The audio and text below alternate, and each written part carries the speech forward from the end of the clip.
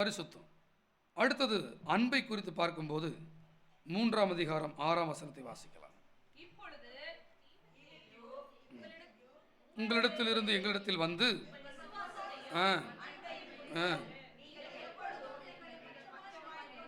உங்களுடைய அன்பு. அதே போல 4ஆம் அதிகாரம் 9வது வசனம் சகோதர சிநேகத்தை குறித்து, அதைத்தான் நானும் உங்களுக்கு சொல்கிறேன், இப்போ பேச வேண்டுவதில்லை, ஏற்கனவே அது யூடியூப்பில் இருக்கிறது.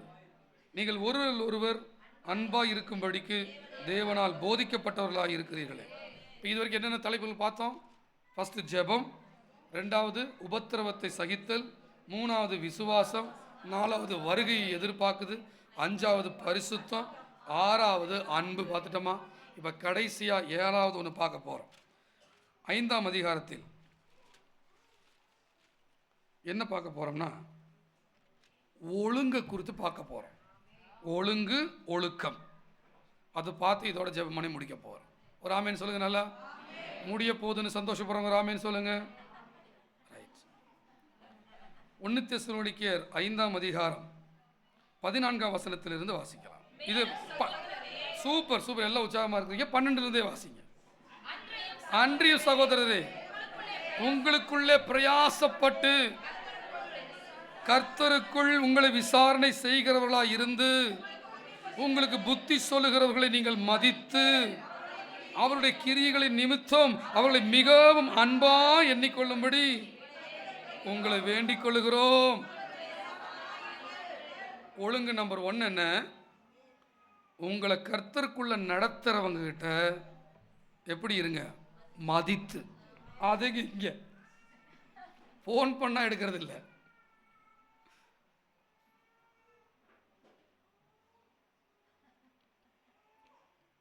நிறையா இருக்கு. கர்த்தருக்குள் உங்களை விசாரணை செய்கிறவர்களாக இருந்து உங்களுக்கு புத்தி சொல்லுகிறவர்களை நீங்கள் சொல்லுங்க. எல்லாரும் மதித்து, ரெஸ்பெக்ட் சொல்லுங்க. உங்களை மதித்து. ஊருக்குள்ள 1000 ஊழியக்காரர் இருக்கலாம். அது எப்படி சொல்லலாம்னா, ஊருக்குள்ள 1000 அம்மாக்கள் அப்பாக்கள் இருக்கலாம். ஆனால் உங்கள் அப்பா மாதிரி வராது இல்லையா? 1000 ஊழியக்காரங்க இருக்கலாம். எல்லாத்துக்கும் ஒரு ஸ்டேட்டஸு, எல்லாத்துக்கும் ஒரு ஷார்ட்ஸு. கர்த்தருக்கு சோதனை முடிந்தது, அல்லேலூயா, ஷார்ட்ஸு. இப்படி இருக்கும்போது எல்லாம் ஒன்று தாங்கிற ஒரு கழுதை கடக்கட்டு. இது ஒரு பிரசங்கம். ஆமீன் சொல்லுங்க. அல்லேலூயா, அல்லேலூயா. யூடியூப்ல பல பிரசங்கம் கிடைக்கலாம், ஆனால் உங்களை விசாரணை செய்கிறவங்க கிடைக்க மாட்டாங்க. அல்லேலூயா. உங்களை விசாரிக்கிறவங்க கிடைக்க மாட்டாங்க. அல்லேலூயா. விசாரணை செய்து அதுக்கப்புறம் எப்படி அவங்களை மிகவும் அன்பாக எண்ணிக்கொள்ளுங்கள். அதுங்க முடிச்சதுக்கப்புறம் கிளம்பிட வேண்டியதான். முடிஞ்சோன்னே கை கொடுத்து இன்னைக்கு சூப்பர், இன்னைக்கு ஆண்டவர் என்னோட பேசினார், கர்த்தர் நடத்தினார். ஒருத்தரை கூட சொன்னதுக்கு சொல்லாதவங்களை பார்த்து சொல்கிறேன், இனியாவது மனம் திரும்புறதுக்குள்ள வாங்க. உயிரை கொடுத்து ஜீவனை ஊற்றிட்டு இருக்கிறேன். என் ஆத்மாவே சோதரம் கிளம்பிடுவேன். அவர்களை மிகவும் அன்பாய் எண்ணிக்கொள்ளும்படி எண்ணிக்கொள்ளும். அடுத்தது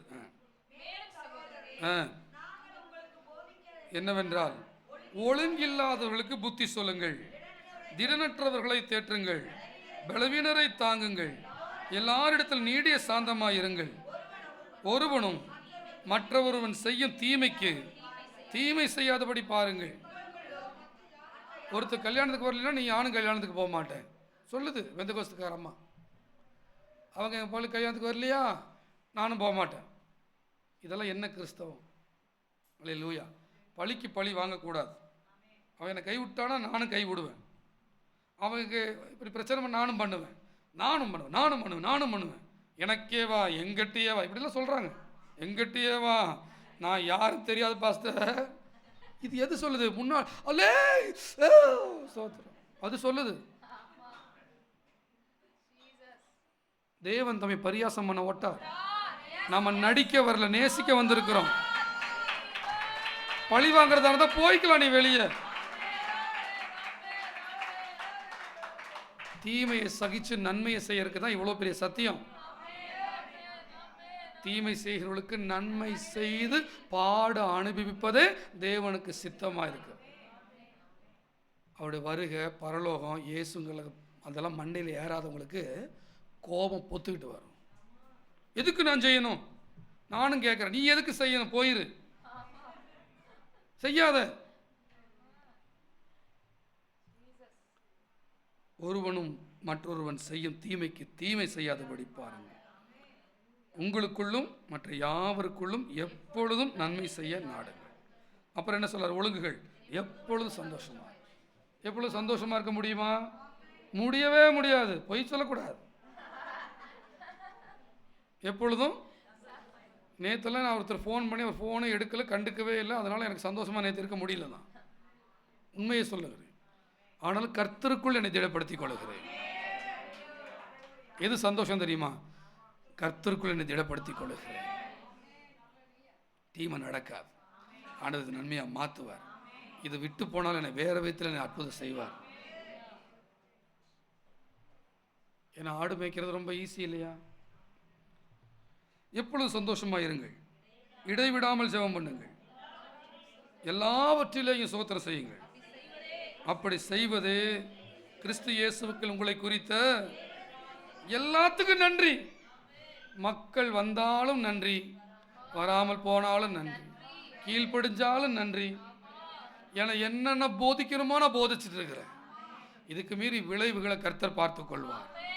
பல நியாயப்பிரமாண சபைகளில் மக்கள் பசியோடு போகிறாங்க, அங்கே அது சாப்பாடு இல்லாமல் வராங்க. ஆனால் நம்ம சபையில் சாப்பாடு நிறைவாக இருக்குது, சில ஜனங்கள் பசி இல்லாமல் வர்றாங்க. ஏன்னா அவங்க ஏற்கனவே உலகத்தை சாப்பிட்றாங்க. பசியும் இருந்து சாப்பாடும் கிடைச்சா உன் ஆத்மா வாழ்வது போல நீ எல்லாவற்றிலும் வாழ்.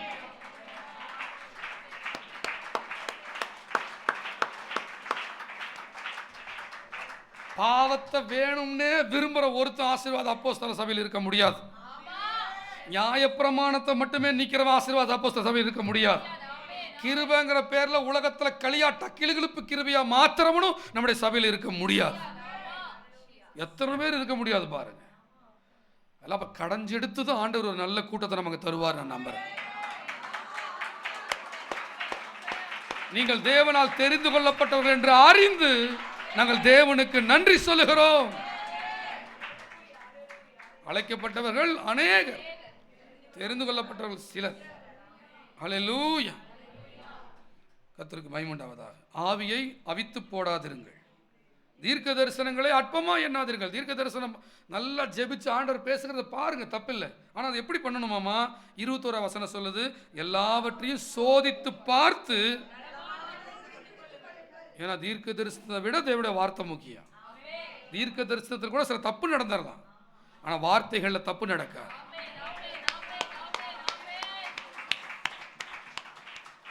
தீர்க்க தரிசனம் கூட மாறிடலாம், ஆனால் தேவனுடைய வார்த்தை மாறாது. அப்புறம் 22 வசனம், பொல்லாங்காய் தோன்றுகிற எல்லாவற்றையும் விட்டு விலகுங்கள். அவ்வளவுதாங்க ஐயா. 1 தெசலோனிக்கேயர் எத்தனை பேருக்குள்ள போச்சு? ஒரு ஆமென் சொல்லுங்க. நல்ல கரங்களை தட்டி ஸ்தோத்திரம் பண்ணுங்க. ஹல்லேலூயா. இதை விட ஒரு சத்தியம் வேணுமா வேண்டாமா? 7 காரியம். 1 ஜெபம் சொல்லுங்க என் கூட சேர்ந்து. ஜெபம். 2வது உபத்திரவத்தை சகித்தல். 3வது விசுவாசம். 4வது வருகை எதிர்பார்க்கிறது. 5வது பரிசுத்தம். 6வது அன்பு. 7வது ஒழுங்கு.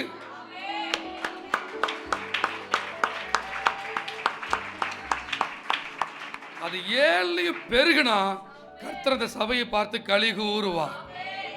கலிகூறுவார்.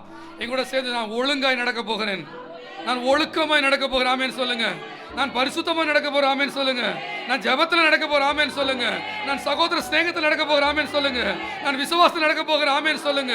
நான் பரிசுத்தமாய் நடக்க போகிறேன், ஆமென் சொல்லுங்க. நான் உபத்திரவத்தை சகித்துக் கொள்ள போகிறேன், ஆமென் சொல்லுங்க. ஆமென் சொல்லுங்க. ஹல்லேலூயா.